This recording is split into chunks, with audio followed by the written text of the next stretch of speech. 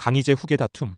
강희제 후계 다툼 1편. 강희제는 제2왕자이며 적당남인 윤잉을 황태자로 책봉한다. 윤잉은 첫 번째 황후 효성 인왕후의 소생으로 모후가 그를 낳은 직후 난산으로 사망하자 이 일을 슬퍼한 강희제가 이듬해에 바로 그를 후계자로 삼은 것이다. 자식들 간의 경쟁을 통해 유능한 아들을 후계자로 삼는 만주족의 전통을 깨고 한족의 전통을 도입한 것이어서 잠시 논란이 있었으나 강희제는 단호히 유학의 법도를 따랐다. 강희제는 윤잉의 위상을 높이고자 황제에게만 입히는 황포를 특별히 입을 수 있도록 허락하고 황궁 어디서든 가마나 말을 탈 수 있게 하였다. 또한 그의 치권을 방해하지 못하도록 한동안 윤잉을 제외한 황자들은 친왕에 오르지 못하도록 하였다. 강희제는 윤잉에게 매우 수준 높고 엄격한 교육을 시켰다. 최고의 학자를 사부로 임명하여 윤잉을 완벽한 차기 황제로 만들려 하였다. 머리가 총명하던 윤잉도 처음에는 아버지가 시키는 대로 열심히 공부한다. 그리고 강희제의 순행과 몽골 원정 때에도 황태자로서 조정, 대소사를 처리하여 정치 분야에서도 인정을 받았다. 황태자를 형군으로 만들기 위해 강희제는 자신이 가장 총애하고 아끼던 자식인 윤잉에게 더없이 냉정하고 혹독하게 대하였다. 윤잉은 20대까지만 해도 아버지의 뜻을 받들고 빈틈없이 일을 처리하였으나 30대가 넘어서부터 아버지의 기대에 부응하지 못하고 주색잡기를 좋아하기 시작했다. 강희제 후계 다툼 2편. 강희제가 총애했던 황태자 윤잉은 나이가 들수록 기고만장해지고 나태해진다. 부왕인 강희제가 당시로서는 보기 드물게 69세까지 장수했고 재위기간도 61년이나 되어 황태자 신분으로 기다리는데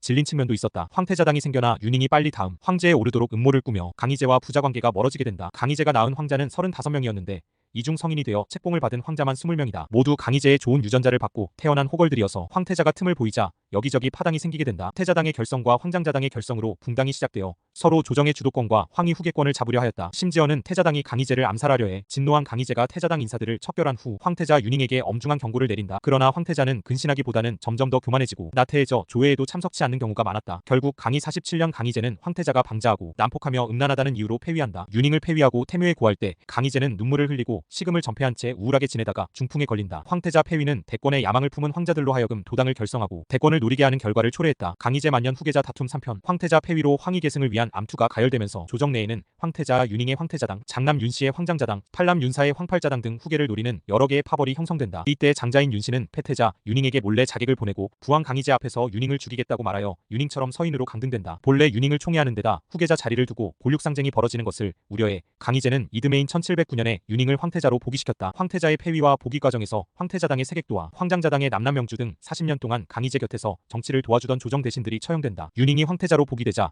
황팔자당을 중심으로 반황태자파가 연합하여 다시 윤잉을 폐위시킬 음모와 이간책을 꾸민다. 그럼에도 윤잉은 반성하지 않고 강희제의 후궁인 서비 정씨를 건드려 황실에 충격을 던져주었다. 1712년 강희제는 장강 이남으로 순행을 떠났다. 황제가 궁을 비운 사이 황태자 윤잉은 강희제가 북경으로 환도하면 강희제를 태상왕으로 물러나게 하고 자신이 찬의하겠다는 쿠데타를 모의한다. 이 일을 눈치챈 강희제는 북경으로 돌아오자마자 윤잉을 황태자 자리에서 폐위시켜 냉궁인 함안궁에 가두고 폐서인하여 영원히 서인으로 삼으라고 명한다. 강희제 후계 다툼 4편. 조정 대신들은 환갑을 넘긴 강희제에게 태자를 책봉해 국본을 하루빨리 정해야 한다고 주장했으나 강희제는 살아생전에는 황태자를 절대 책봉하지 않겠다는 강력한 의지를 천명했다. 강희제 만년에 황팔자인 윤사는 재능과 인덕이 있어 가장 많은 신료의 신망을 받는다. 황팔자가 다음 황제가 될 것이란 소문이 떠돌자 강희제는 분노하여 황팔자가 조정에서 중책을 맡지 못하도록 하였다. 강희제도 인생 말년에는 총기를 잃고 권력에 집착하는 모습을 보인 것이다. 말년에 강희제는 14남인 윤제를 총애하여 그에게 북방의 만리장성을 수호하는 중책인 무원대장군의 자기와 병부의 지휘권을 내렸다. 병권을 내려주는 것은 사실상 황위를 물려주는 것으로 여겨지던 시절이었다. 강희제가 연로해질수록 황자들 간의 암투는 더욱 격화되었다. 속 깊은 사남 윤지는 강희제의 속마음을 읽고 있었다. 그는 황위를 탐내는 모습을 보이지 않고 부왕 강희제의 탕약을 다리는 등 직접 약시중을 들며 효성스러움을 드러내고 형제간에는 우애를 중시하는 모습을 보여주었다. 1722년 강희제는 자신의 68번째 생일을 맞아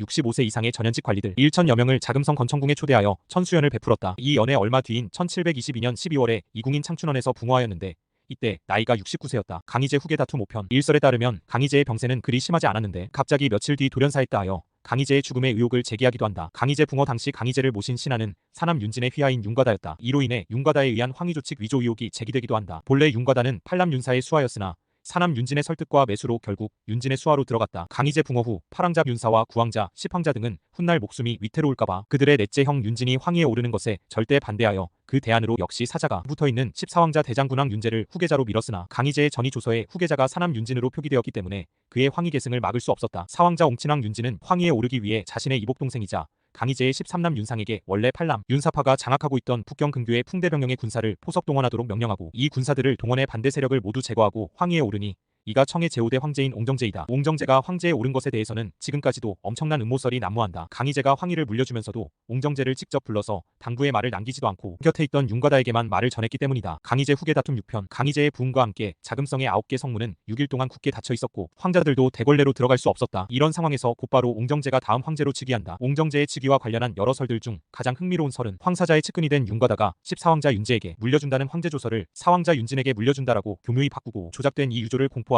황위에 올랐다는 것이다. 이에 대해 이 유조는 만주어와 몽골어로도 쓰여 있어 한자 몇 글자 고쳐서는 그 내용을 바꾸기 어렵다는 의견도 있지만 조작을 결심했다면 못할 일이 없었을 것이다. 이렇게 해서 옹정제가 즉위하는데 결과적으로는 청나라를 위해서는 잘된 일이었다. 원래대로 황태자 윤인이 황제가 되었다면 명나라를 만국으로 이끈 만력제의 재판이 되었을 가능성이 높았다. 옹정제의 승리로 끝난 황위쟁탈전은 무려 40년 동안 진행된 것이었다. 가장 유력하던 황태자 그룹, 황장자 그룹, 황팔자 그룹을 이기고 눈에 띄지 않던 황사자 윤진이 등극한 것은 인내력과 깊은 신계 덕분이다. 옹정제가 강희제를 독살했다거나 생모를 살해했다는 주장도 있지만 확실치 않다. 옹정제 즉위 후 형제들은 연금 상태 혹은 유배지에서 죽거나 재위 중 자기를 삭탈당하고 가택연금되는 등 각박한 대우를 받게 되니 사남 윤진이 형제 간 우애가 있다고 믿은 강희제는 속은 셈이다. 강희제 후계 다툼 7편. 옹정제는 자기를 도와 황제 자리에 앉게 한 최측근들인 영갱요와 윤과다에게도 마찬가지로 각박하게 대했다. 영갱요는 옹정제가 무원대장군 윤제를 북경으로 소환할 때 대장군의 인장을 관리하게 한 최측근이었다. 하지만 옹정 3년 영갱요에게 92가지 죄명을 씌어 옥에서 자살하라고 명령한다. 야사에는 옹정제의 생모가 영갱요와 사통하여 입궐 8개월 만에 옹정을 낳았기 때문에 옹정은 사실상 영갱요의 사생아이며 강희유조를 고친 인물이 영갱요라고 지목되기도 한다. 윤과다는 강희제가 죽자 윤진에게 황위를 전한다는 강희유조를 선포하고 상례 기간 내내 황성의 9개 성문을 감독하면서